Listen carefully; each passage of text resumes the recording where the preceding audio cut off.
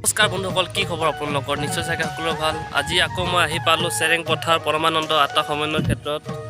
এয়া চবখিনি আপোনালোকে দেখিব পাৰিছে, এই চেৰেং পথাৰ এখন বৈকুণ্ঠস্থলীলৈ পৰিৱৰ্তন হৈছে। আৰু আহি কেনে গোটেই ইপিনে হৰিনামবোৰ জৰি আছে, আহি কেনে খুব ভাল লাগিছে। আপোনালোকক গোটেইখিনি দেখুৱাই যাম, আপোনালোকে যাতে ভিডিঅ'টো শেষলৈ চায়। শ্ৰীমন্ত শংকৰদেৱ সংঘৰ অধিৱেশনৰ এক অন্য পবিত্ৰ স্থান পাতাকাবেদী, য'ত আমাৰ অসমৰ ধেমাজিৰ প্ৰতিচ্ছবিবোৰ আৰ্ট কৰি থকা হৈছে। আৰু এই পাতাকাবেদীটোৰ কাম 60% সম্পূৰ্ণ হৈছে আৰু 40% বাকী আছে। ইয়াত বিভিন্ন ঠাইৰ পৰা আৰ্টিষ্টবোৰক মাতি কিনে ধুনীয়াকৈ আৰ্টবোৰ বনাব দিয়া গৈছে।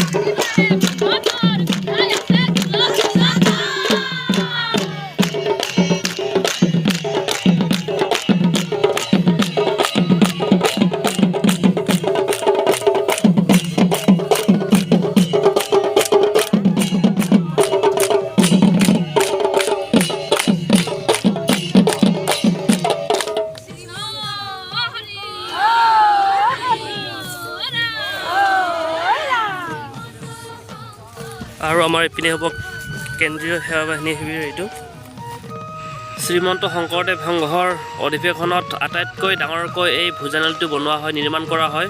কাৰণ ইয়াত একেলগে 10,000 ভকতে সিদ্ধ গ্ৰহণ কৰিব পাৰে।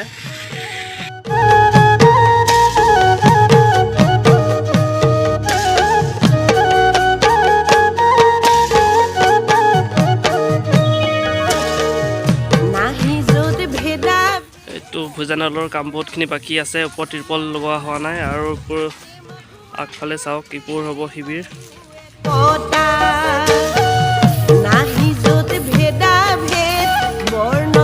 সিদ্ধ ৰন্ধনৰ বাবে ইয়াতে এইবোৰ এনেকৈ লাইনকৈ ড্ৰেইন খান্দি দিছে আৰু ইয়াতে সিদ্ধবোৰ বনোৱা হ'ব।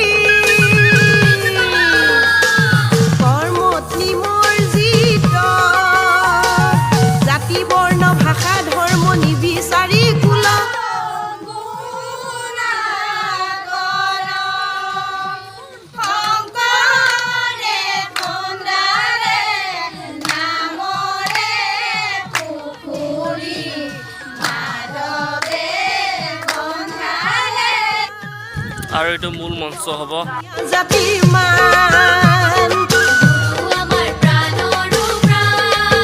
শিবিৰৰ পাছফালে গোটেই এইবোৰ দংকল বহাই গৈছে, ইয়াৰ পৰা তালৈ 30টা।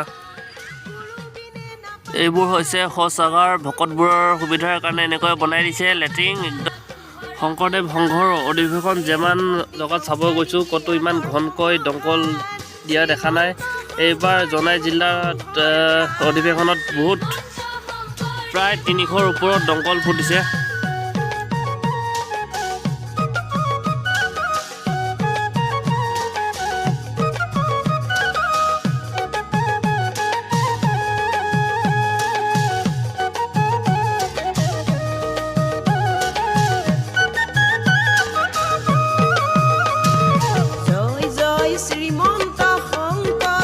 যিহেতু সকলোৱে শ্ৰমদান দিব আহিছে আৰু এতিয়া দুপৰীয়াৰ সময় একেলগে সকলোৱে সিদ্ধমুঠি গ্ৰহণ কৰিছে।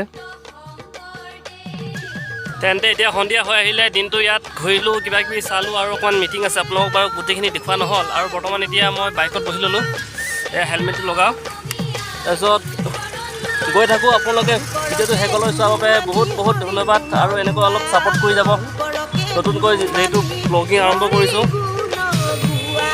তেন্তে গৈ থাকোঁ।